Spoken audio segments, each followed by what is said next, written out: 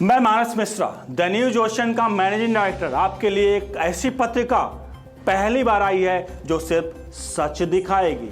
कृषि कानूनों पर मचा है घमासान, हो रही हैं मनगढ़ंत बातें। मैं अंकित मिश्रा, पढ़िए मेरा आर्टिकल इस मैगजीन में फैक्ट के साथ। यूपीएससी के एस्पायरेंट समझे हर मुद्दों को गहराई में जाकर के।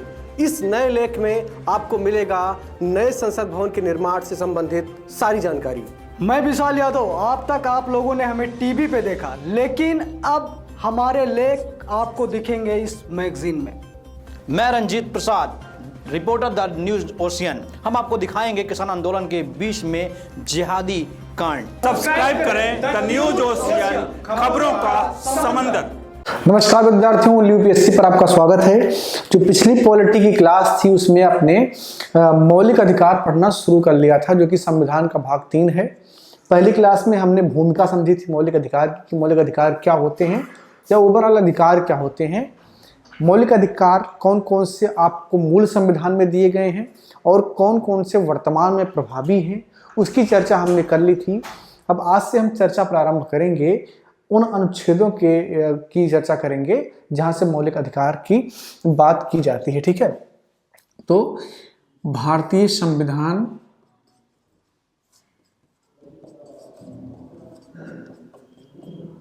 का भाग 3 और इसमें अनुच्छेद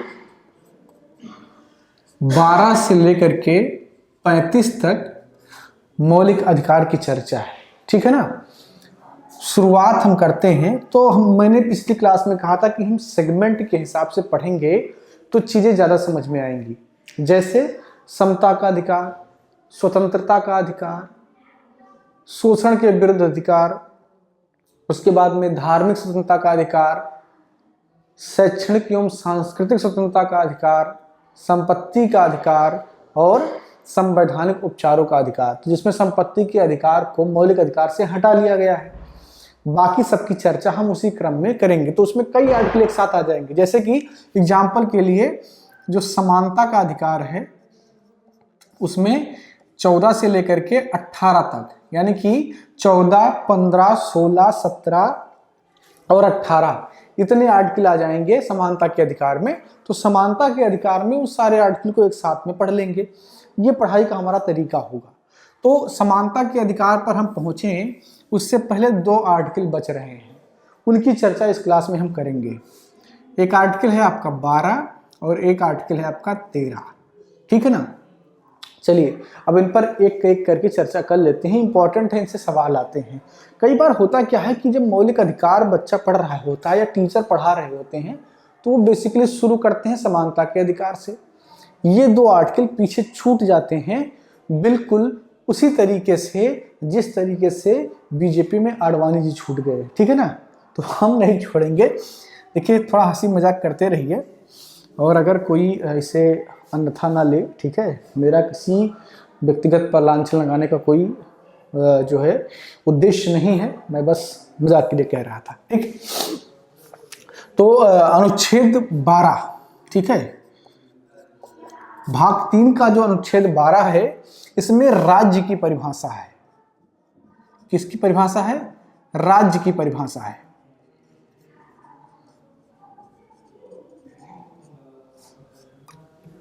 ठीक है, स्टेट का डिफिनेशन है।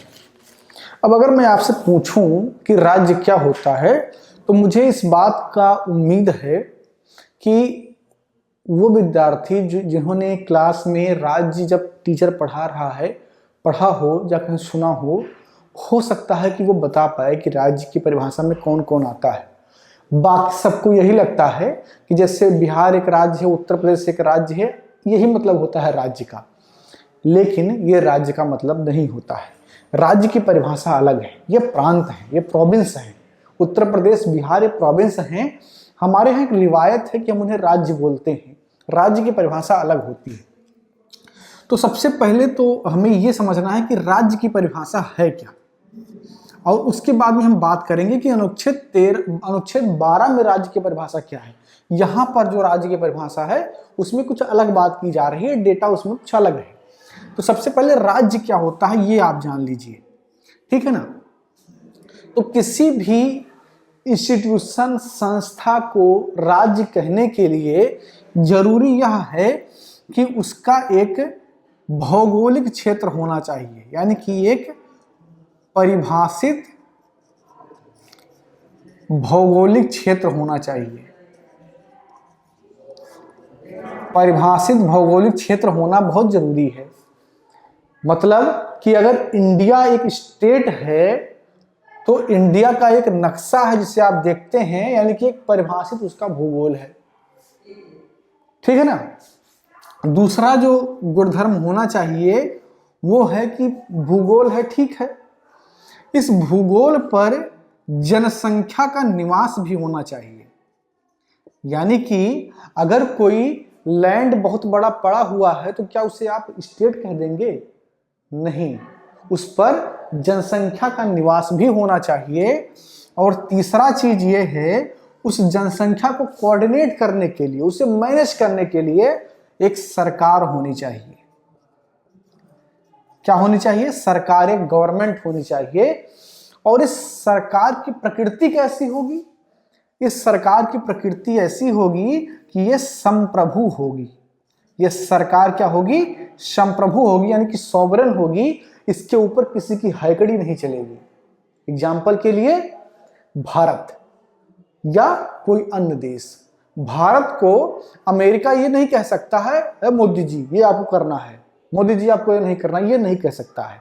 हाँ, द्विपक्षीय संबंध हो सकते हैं, बायलैटरल रिलेशन हो सकते हैं, मल्टीलैटरल रिलेशन हो सकते हैं, कोई अंतरराष्ट्रीय संस्था हो सकती है जिसमें जाकर के भारत की तरफ से मोदी जी सिग्नेचर कर दें, उसके बाद वो संस्था बोले कि ये भारत तुमने जो है सिग्नेचर किया है, तुम इस पर काम करो। ये होता है। जैसे कि WTO में, WTO का नियम है कि वो व्यापार को ऐसे बनाना चाहते हैं कि किसी को कोई दिक्कत ना हो, हालांकि चलती वहां पर अमेरिका की ही है। तो वहां पर जिसने सिग्नेचर किया हुआ उनको उसके नियम को मानना पड़ता है। अगर आपने UN में सिग्नेचर किया हुआ है, आप उसके सदस्य हैं, तो आपको UN के नियम मानने पड़ेंगे। नहीं मानेंगे तो जो उनके साथ वाले हैं, जो बड़े बड़े दाता बनते हैं, वो आके आपके यहाँ अटैक कर देंगे। अफगानिस्तान में देखिए क्या हुआ, अमेरिका ने अफगानिस्तान को बर्बाद कर दिया, UN ने कुछ नहीं कहा। और ठीक है, यहाँ इंडिया पाकिस्तान के छोटे मोटे डिस्प्यूट पर वो एकदम से तमाशा खड़ा कर देते हैं। तो हालांकि दादागिरी चलती है वहाँ पर अमेरिका और बड़े बड़े देशों की, जो अपने आप को बड़ा मानते हैं। हालांकि अब उनको समझ में धीरे धीरे आ रहा है, जब एशियाई शक्तियाँ ऊपर उभर रही हैं। बात इतनी सी है, संप्रभुता का मतलब यह होता है कि कोई विदेशी शक्ति या कोई भी शक्ति उसे चैलेंज नहीं कर सकती है कि आपको यही करना है। उसका खुद का फैसला होगा। अब वो फैसला लेने का तरीका लोकतांत्रिक हो सकता है, लोकतांत्रिक हो सकता है, राजतंत्रात्मक हो सकता है, लेकिन कोई उसके ऊपर कोई सुप्रीम पावर नहीं होता है। जैसे इंडिया में क्या है कि फैसला लेने का तरीका क्या है? न्यायपालिका कौन देखता है? न्यायाधीश देखते हैं, उसकी एक व्यवस्था है। कार्यपालिका का प्रमुख राष्ट्रपति होता है, मंत्रियों से काम करवाता है, और एक संसद जो कानून बनाता है। यानी कि न्यायपालिका, कार्यपालिका और आपका विधायिका, ये तीनों हैं, सबके काम बटे हुए हैं अलग अलग। लेकिन जो भारत सरकार है ना, जो भारत सरकार है, उसके ऊपर कोई नहीं है। ये सब उसके अंदर काम करते हैं और ये व्यवस्थाएं चलती हैं। उसकी जवाबदेहिता है नीचे, लेकिन उसके ऊपर कोई नहीं है जो उसको ये बता सके कि आपको ये करना है, ये नहीं करना है। तो इसका मतलब ही सॉवरेनिटी होता है, संप्रभुता होता है कि अपने काम को करने के लिए वो आजाद है। तो ये होता है राज्य का परिभाषा। ठीक, अब जो आपका अनुच्छेद 12 है जिसमें राज्य लिखा हुआ है, उसमें परिभाषा क्या लिखा हुआ है कि राज्य में आप किसे कंसीडर करेंगे। ठीक है ना। तो इसमें लिखा हुआ है कि कार्यपालिका और विधायिका को संचालित करने वाली केंद्र सरकार,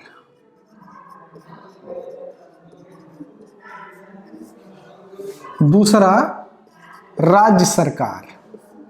अब यहां पर भी विधानमंडल होते हैं, एक कार्यकारी व्यवस्था होती है, एक विधायी व्यवस्था होती है। क्षेत्रीय पंचायतें, क्षेत्रीय पंचायत, जिला पंचायत, ग्राम पंचायत आदि। ठीक है, तो ये सब भी उसी परिभाषा में आएंगी। और चौथा, कोई वैधानिक संस्था,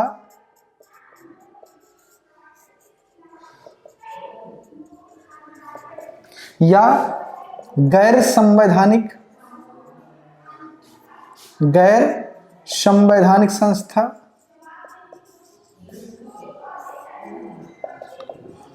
ये सब राज्य की परिभाषा में आएंगे। यहां पर सुप्रीम कोर्ट का एक वर्डिक्ट भी है। सुप्रीम कोर्ट के अनुसार अगर कोई निजी संस्था बतौर राज्य की संस्था के तौर पर काम कर रहा है तो उसे राज्य की परिभाषा के भीतर रखा जाएगा। यानी कि यहां पर जो बातें लिखी हैं इसके अलावा अगर कोई निजी संस्था, कोई प्राइवेट इंस्टीट्यूशन बतौर राज्य काम कर रहा है तो उसे भी राज्य के तरीके से ही ट्रीट किया जाएगा। ठीक है ना। अब चलिए अनुच्छेद 13 की चर्चा करते हैं और इस क्लास को वहीं समाप्त कर देंगे। हालांकि अनुच्छेद 13 भी समझना बाकी है। ठीक ना। कैसा लग रहा है क्लास? कमेंट करते रहिए, बताते रहिए। अनुच्छेद 13, अनुच्छेद 13 कहता है कि कोई भी ऐसी विधि जो मौलिक अधिकार को सीमित करे वह मान्य नहीं होगी, स्वीकार नहीं होगी, यानी कि वो असंवैधानिक होगी, संविधान के मुताबिक नहीं होगी। ठीक है ना। यानी कि यहां पर यह बात कहा गया है एक तरीके से जिसे आप जुडिशियल रिव्यू कहते हैं। ठीक है, न्यायिक समीक्षा। हालांकि इस शब्द का प्रयोग नहीं किया गया है, न्यायिक समीक्षा शब्द का प्रयोग नहीं किया गया है, लेकिन न्यायिक समीक्षा के लक्षण जरूर हैं अनुच्छेद 13 में। कई बार सवाल पूछे गए हैं आपसे, तो न्यायिक समीक्षा का एक लक्षण जो है इसमें है। ठीक, तो इसमें क्या होता है कि कोई भी विधि, अनुच्छेद 13 के अनुसार कोई भी विधि जो अल्पीकरण करे, मौलिक अधिकार को अल्प करे, सीमित करे, वह संविधान सम्मत नहीं मानी जाएगी, यानी कि वो स्वीकार नहीं होगी। ये संविधान का अनुच्छेद 13 कहता है।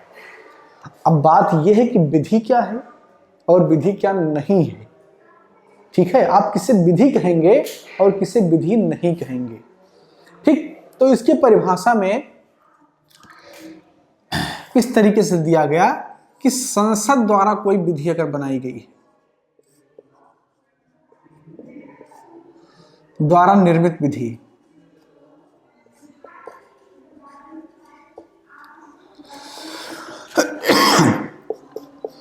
विधानमंडल द्वारा निर्मित विधि, यानी कि राज्य सरकार अगर कोई कानून बनाए तो इसका जुडिशियल रिव्यू होगा।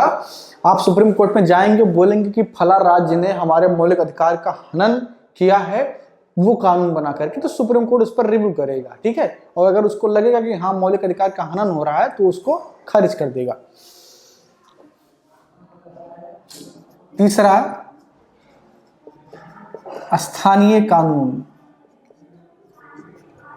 चौथा, परंपरा, मान्यता, जिसकी सामाजिक वैधता हो गई हो, कोई ऐसी प्रथा जिसकी सामाजिक वैधता हो, अगर वह किसी के मौलिक अधिकार का हनन करती है तो उसे विधि के दायरे में रखा जाएगा और उस पर जुडिशियल रिव्यू हो सकता है। तो ये विधि है। अब ये जो स्थानीय कानून, इसमें प्रत्यानियोजित विधायन की व्यवस्था है, उपविधि, नियम। ठीक है, लिख लीजिए आप।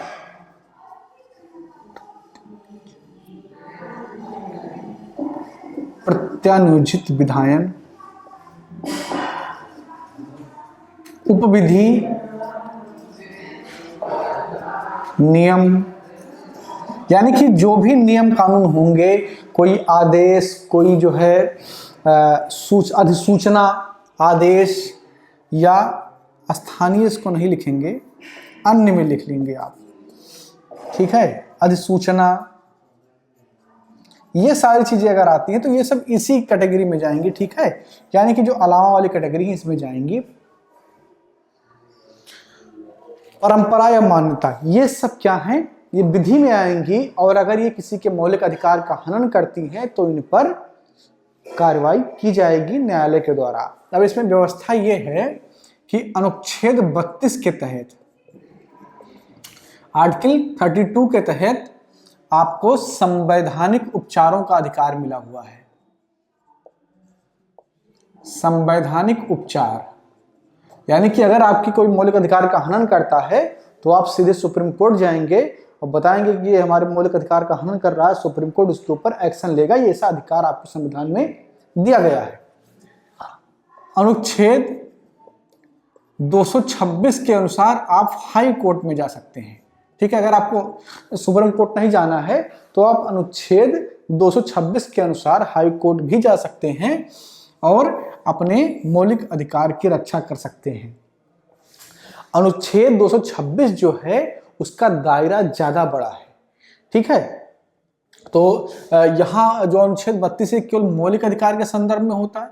अनुच्छेद 226 में आप मौलिक अधिकार के अलावा भी मुद्दे लेकर के आप जा सकते हैं, वो बाद में चर्चा उस पर हम करेंगे। ठीक है, तो ये हो गया विधि। अब किससे विधि नहीं माना जाएगा?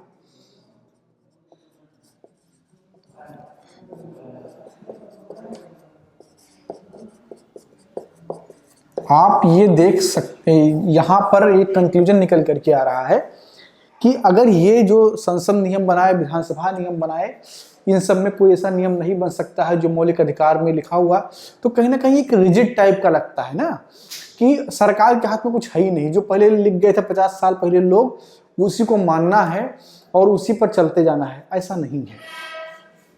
अगर संविधान संशोधन किया जाता है, अगर संविधान संशोधन होता है तो उसे अनुच्छेद 13 के तहत विधि नहीं माना जाएगा। ठीक है, अनुच्छेद 13 के तहत वो विधि नहीं समझा जाएगा।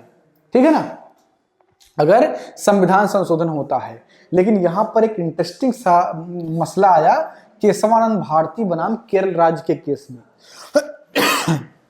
1973 में एक जो फैसला आया उसमें यह कहा गया कि अगर संविधान के मूल ढांचे के साथ खिलवाड़ हो रहा है तो संविधान संशोधन को विधि के तरीके से ट्रीट किया जाएगा और उसका जुडिशियल रिव्यू होगा।